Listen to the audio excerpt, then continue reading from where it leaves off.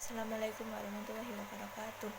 Saya akan menceritakan tentang kisah Nabi Adam alaihissalam. Suatu ketika Allah Subhanahu wa taala memberitahukan kepada malaikat bahwa ia akan menciptakan makhluk dari bangsa manusia.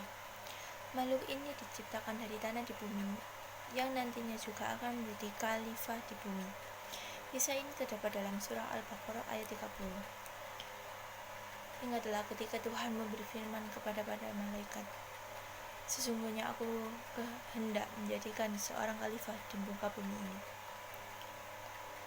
Allah pun memerintahkan para malaikat untuk mengambil tanah di muka bumi. Malaikat Israil berhasil menjalankan tugas dari Allah untuk mengambil saripati tanah di bumi. Allah lalu menciptakan manusia sebagai makhluk yang paling sempurna. Manusia diberi akal, tubuh, dan jiwa. Allah melengkapi ciptaan itu dengan meniupkan ruh Nabi Adam.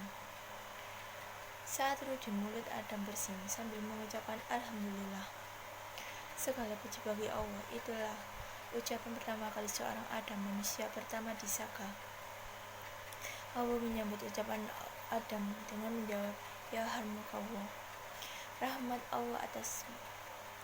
Allah melengkapi Nabi Adam dengan ilmu pengetahuan. Para malaikat pun diminta untuk bersujud sebagai bentuk penghormatan pada Nabi Adam.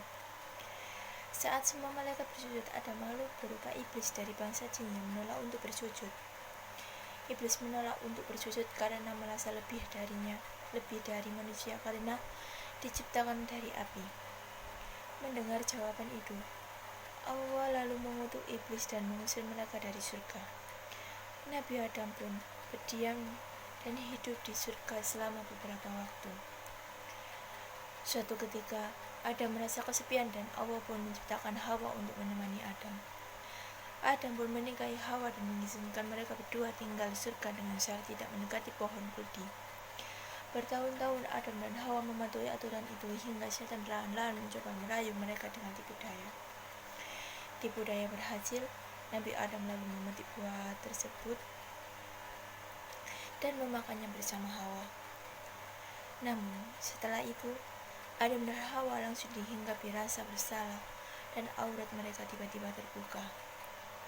Karena melanggar perintah itu, Allah Subhanahu wa taala lalu memerintahkan Adam dan Hawa turun ke bumi.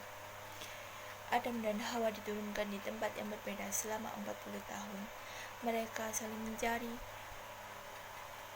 dan bertemu di padang Arafah atau Jabal Rahmah, bukit yang penuh kasih sayang. Saat turun di bumi, Adam meratapi kesalahannya. Adam dan Hawa memohon ampun kepada Allah dengan bertobat. Bumi yang berbeda dibandingkan surga membuat Adam dan Hawa banyak belajar dari berbagai tantangan dan kesulitan, mulai dari bercocok tanam, berternak, dan melindungi tubuh dari berbagai cuaca. Adam dan Hawa juga membangun keluarga di bumi dengan melahirkan hingga 40 anak. Banyak riwayat yang menyebutkan anak-anak Nabi Adam dan Hawa dilahirkan secara kembar, dikutip dari Nabi alaihissalam.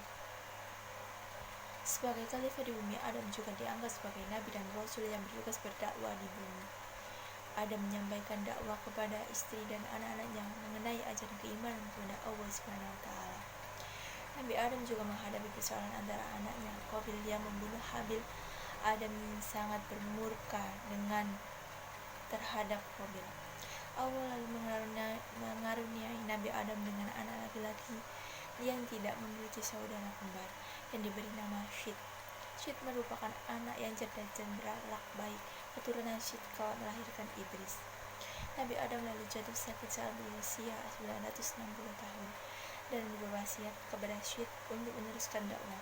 Malaikat lalu mencabut nyawa Adam, memandikannya, mengafani dan menyalatkan dan meninggalkannya. Dari kisah Nabi Adam alaihissalam ini terdapat sejumlah hikmah yang bisa diambil sebagai manusia. Sudah selayaknya kita memahami bahwa iblis adalah musuh yang akan terus menggoda hingga membuat manusia sesat. Wassalamualaikum warahmatullahi wabarakatuh.